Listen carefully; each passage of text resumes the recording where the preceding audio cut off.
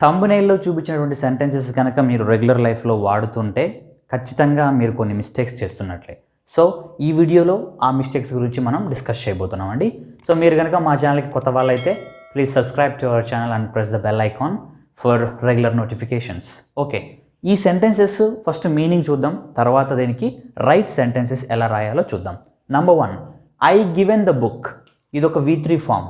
Okay, దీన్ని ఏ అర్థంలో మనం వాడుతూ ఉంటామంటే నేను బుక్ ఇచ్చేసాను లేదా బుక్ ఇచ్చాను అని అర్థం. Second one, he return the exam అంటే అతను పరీక్ష రాశాడు లేదా రాసేసాడు అని చెప్పే అర్థంలో ఇది వాడతాం. అండ్ ఇక్కడికి వచ్చేసరికి షీ డన్ దిస్ వర్క్, ఈ పని ఆమె చేసింది. నెక్స్ట్, వీ టేకెన్ డిన్నర్, మేము డిన్నర్ తిన్నాము లేదా డిన్నర్ చేశాము. Next, they seen the film, వారు ఫిల్మ్ చూశారు. Next, I sad your friend, నేను నీ స్నేహితుడిని చూశాను. Next, he catched the train, అతను ట్రైన్ని పట్టుకున్నాడు. నెక్స్ట్, షీ డ్రింక్డ్ వాటర్, ఆమె వాటర్ తాగింది. సో ఈ 8 ఎక్స్ప్రెషన్సే కాదు, ఇంకా చాలా మటుకు మనం మిస్టేక్స్ చేస్తూనే ఉంటామండి. బట్ ఈరోజు ఈ వీడియోలో ఈ 8 గురించిన రైట్ ఎక్స్ప్రెషన్స్ మనం చూడబోతున్నాం. ఈ సెంటెన్సెస్ అన్ని మీరు రైట్ రాయాలంటే తప్పకుండా మీకు 2 టెన్సెస్ తెలిసి ఉండాలి. అదేంటంటే ఒకటి సింపుల్ పాస్ట్ టెన్స్, రెండవది ప్రజెంట్ పర్ఫెక్ట్ టెన్స్. ఆ 2 టెన్సెస్లో మాత్రమే ఈ సెంటెన్సెస్ అన్నిటిని మనం కరెక్ట్గా రాయగలం అనమాట. ఆ టెన్సెస్ ఇప్పుడు మనం చూద్దామండి. సో ఇప్పుడు ఐ గివెన్ ద బుక్ని సింపుల్ పాస్ట్ టెన్స్లో రాస్తే ఎలా వస్తుందంటే ఐ గేవ్ ద బుక్. ఈ సింపుల్ పాస్ట్ టెన్స్లో మనం రాసేటప్పుడు అది మనకి ఐ గేవ్ ద బుక్ అని వస్తుంది. అంటే ఇక్కడ తీసుకున్న వర్బ్ వచ్చేసి మనకి V2 ఫామ్ అని అర్థం. అంతేగాని సబ్జెక్ట్ తర్వాత డైరెక్ట్గా మనం V3ని తీసుకోకూడదు. ఒకవేళ అలా తీసుకోవాలని మీకు అనిపిస్తే మీరు ప్రజెంట్ పర్ఫెక్ట్ టెన్స్ని ఎంచుకోవచ్చు. దాంట్లో సెంటెన్స్ ఎగ్జాంపుల్ ఎలా వస్తుందంటే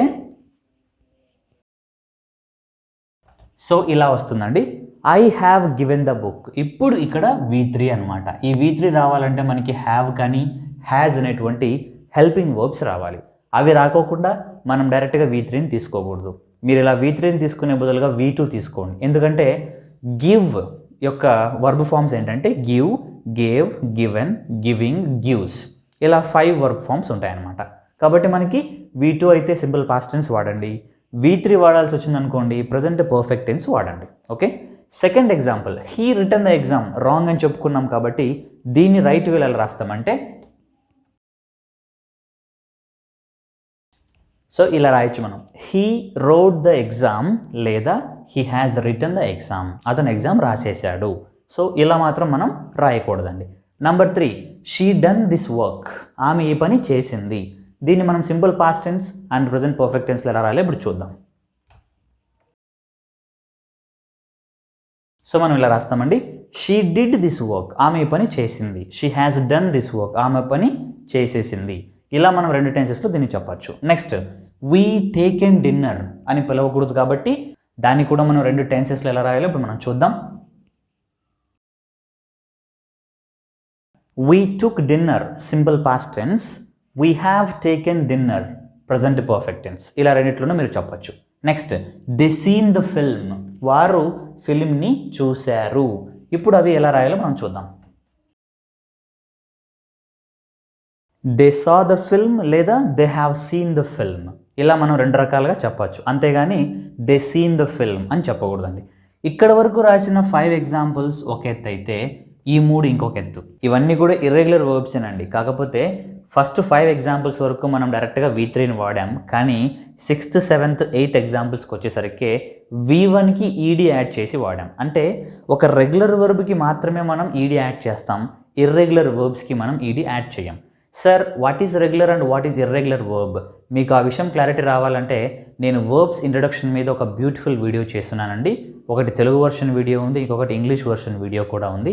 సో అవి మీరు వాచ్ చేయాలనుకుంటే లింక్స్ కింద డిస్క్రిప్షన్లో ఇచ్చాము. కాబట్టి అవి వాచ్ చేయగలిగితే ఏది రెగ్యులర్ వర్బ్, ఏది ఇర్రెగ్యులర్ వర్బ్, ఏది ట్రాన్సిటివ్ వర్బ్, ఏది ఇంట్రాన్సిటివ్ వర్బ్, ఏది ఫైనైట్ వర్బ్, ఏది నాన్ ఫైనైట్ వర్బ్ అన్నీ మీకు క్లియర్గా అర్థమవుతాయండి.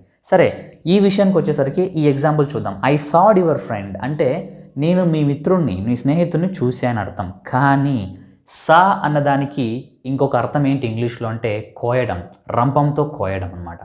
అంటే ఇప్పుడు దాని అర్థం ఎలా వెళ్ళిపోతుంది? ఐ సాడ్ యువర్ ఫ్రెండ్, నేను నీ ఫ్రెండ్ని కోసేశాను అని అర్థంలోకి వెళ్ళిపోతుంది. కాబట్టి దయచేసి అలా తీసుకోకండి. దాని రైట్ సెంటెన్స్ రాసేటప్పుడు మీరు వాడాలి అనుకుంటే సీ, సా, సీన్ ఇలా వాడాలి, కానీ సాకి ఈడి యాడ్ చేసి సాడ్ అని అనకూడదు అనమాట. So that's a wrong usage. ఇప్పుడు దీన్ని మనం ఎలా కరెక్ట్గా రాయాలో చూద్దాం. మనం ఇలా 2 రకాలుగా రాయొచ్చు. ఒకటి I saw your friend simple past, లేదా I have seen your friend నేను నీ స్నేహితుని చూశాను ప్రజెంట్ పర్ఫెక్ట్ టెన్స్లో వస్తుంది. Next he catched the train, he catched the ball, he catched the train, he catched them ఇలా మనం వాడుతూ ఉంటామండి.